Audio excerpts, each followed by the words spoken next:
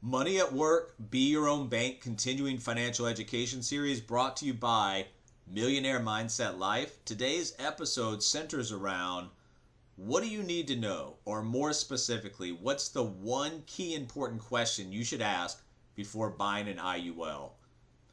So if you started looking into using IUL or Index Universal Life Insurance as an asset to grow and protect your money, you should probably have a lot of questions by now.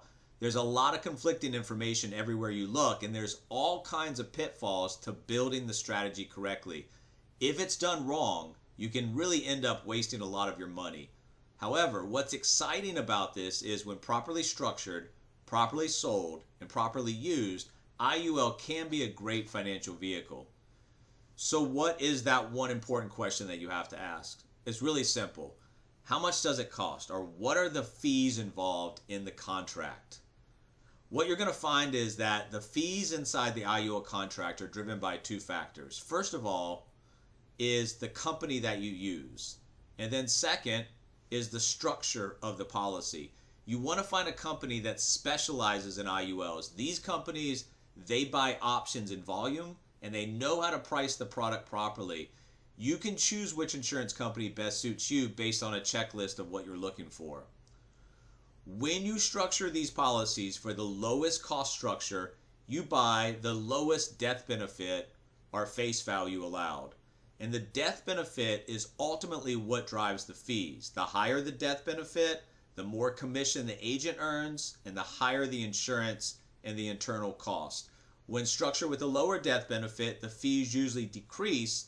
And then overall with the policy long term, these fees can end up costing, 1 to 1.5% average over the life of the policy when structured correctly. So think about it in terms of a scale. The higher the face value or death benefit, the more money is going to go to cost. The lower face value or death benefit, the more money is going to be able to go to cash value accumulation. But here's the kicker. There's really a few important things to consider when it comes to fees inside these policies.